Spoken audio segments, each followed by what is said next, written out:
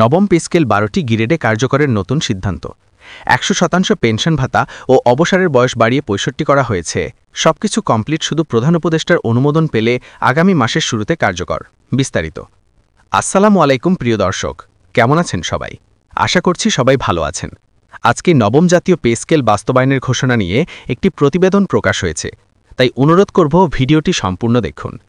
আপনি যদি আমাদের চ্যানেলে নতুন হয়ে থাকেন তাহলে অনুগ্রহ করে চ্যানেলটি সাবস্ক্রাইব করবেন এবং ভিডিওটি একটি লাইক দেবেন। অবশেষে নবম জাতীয় পে স্কেলের সমস্ত কার্যক্রম সমাপ্ত করল পে কমিশন। পে কমিশন গত 2 মাস ধরে সমস্ত ধরনের ভাতা ও পে স্কেল বাস্তবায়নের জন্য অনেক প্রস্তাবনা অর্থ মন্ত্রণালয়ে পাঠায়। তবে অর্থ মন্ত্রণালয়ে এসব প্রস্তাবনাকে নাকচ করে দেওয়া হয়। তবে রিসেন্টলি পে কমিশন একটি নতুন বেতন কাঠামো সহ ভাতা কার্যকরের প্রস্তাবনা পাঠায় অর্থ মন্ত্রণালয়ের কাছে। খুশির খবর এটাই যে অর্থ মন্ত্রণালয় এই প্রস্তাবনা মঞ্জুর করে নেন এবং তা অতি দ্রুত কার্যকরের পদক্ষেপ গ্রহণ করতে বলেন। তবে বর্তমানে প্রধান উপদেষ্টা ড. মোহাম্মদ ইউনুস স্যার আমেরিকায় থাকার কারণে পে স্কেল বাস্তবায়ন হচ্ছে না বলে জানিয়েছে অর্থ মন্ত্রণালয়। পে কমিশনের চেয়ারম্যান জানান, আমরা ইতিমধ্যে অর্থ মন্ত্রণালয়কে অর্ধশতাধিক প্রস্তাবনা দিয়েছি। তবে অর্থ মন্ত্রণালয় হতে প্রতিবারই আমাদের জানানো হয়েছে কোনো না কোনো জায়গায় ত্রুটি আছে। কখনো হয়তো পে স্কেলের বেতন বেশি করা হয়েছে, কখনো বা ভাতা বেশি করা হয়েছে। তাই এসবের উপর ভিত্তি করে অর্থ মন্ত্রণালয় আমাদের আবার নতুন করে পে স্কেলের খসড়া তৈরি করতে বলেন। তবে আমরা অবশেষে পে স্কেলের খসড়া তৈরি করেছি এবং বর্তমানে পে স্কেল বাস্তবায়নের চূড়ান্ত পর্যায়ে আছে পে কমিশন। এবার সরকারি চাকরিজীবীদের মনের আশা পূরণ হতে চলেছে। এখন শুধু প্রধান উপদেষ্টা ড. মোহাম্মদ ইউনুস স্যার আমেরিকা থেকে বাংলাদেশে এসে পে স্কেলের খসড়ার অনুমোদন দিলে পে স্কেল সম্পূর্ণরূপে বাস্তবায়ন হবে এবং আগামী মাসের বেতন থেকে সরকারি চাকরিজীবীরা নবম জাতীয় পে স্কেলের বেতন কাঠামো অনুযায়ী বেতন পাবেন। অর্থ মন্ত্রণালয়ের একজন ঊর্ধ্বতন কর্মকর্তা বলেন, আমরাই পে স্কেল বাস্তবায়ন করতে পারেছি একমাত্র আমাদের সাবেক অর্থ সচিব জাকির আহমেদ খানের কারণে। উনি দিনরাত অক্লান্ত পরিশ্রমের মাধ্যমে অতি দ্রুত সময়ের মধ্যে পে স্কেল বাস্তবায়ন করার ব্যবস্থা করেছেন। তিনি সরকারি চাকরিজীবীদের দুঃখ দুর্দশা দেখে নিজ দায়িত্বে দ্রুততার সাথেই কাজ সম্পন্ন করেছেন। তিনি আরও বলেছেন, আমাদের অর্থ মন্ত্রণালয় থেকে আমরা এটি যাচাই বাছাই করে দেখেছি, এটি অনুমোদন দেওয়ার মতো পে স্কেল সাজিয়েছেন পে কমিশনের চেয়ারম্যান জনাব জাকির আহমেদ খান।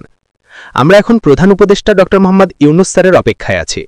উনি আমেরিকা সফর শেষে দেশে আসলে আমরা এটি অতি দ্রুত বাস্তবায়ন করে কার্যকর করব। এবারের পে স্কেলে অবসরপ্রাপ্তদের রয়েছে বিশেষ মর্যাদা। এবারের পে স্কেলে যারা অবসরপ্রাপ্ত আছেন তাদের 100% পেনশন ভাতা কার্যকর হবে এবং যারা চাকরি করা অবস্থায় মৃত্যুবরণ করেছেন তাদের জন্য থাকবে 80% পেনশন ভাতা, যা তাদের পরিবারকে আর্থিক সহায়তা করবে। এবং এসব কিন্তু নবম পে স্কেলের বেতন তালিকা অনুযায়ী হবে। শুধু পেনশন ভাতাই নয়, পেনশনেরও বয়স 5 বছর বাড়ানো হয়েছে। এখন পেনশনের বয়স বাড়িয়ে 65 দেওয়া হয়েছে। নবম জাতীয় পে স্কেলে এটিও বাস্তবায়ন হবে। পে কমিশন যে বেতন কাঠামোটি প্রস্তাব করা হয়েছে সেটি নিচে দেওয়া হলো। এই পে তালিকায় কিন্তু অর্থ মন্ত্রণালয়ের সমর্থন রয়েছে।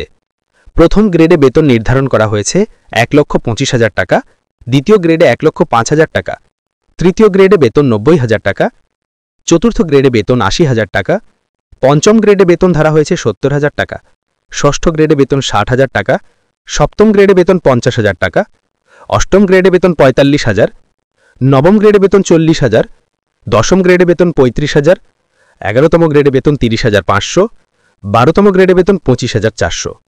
বিশ্লেষকরা বলছেন এটি হবে একটি বৈপ্লবিক বেতন কাঠামো, যেখানে সমস্ত গ্রেডে ইনসাফ ভিত্তিক বেতন দেওয়া হবে।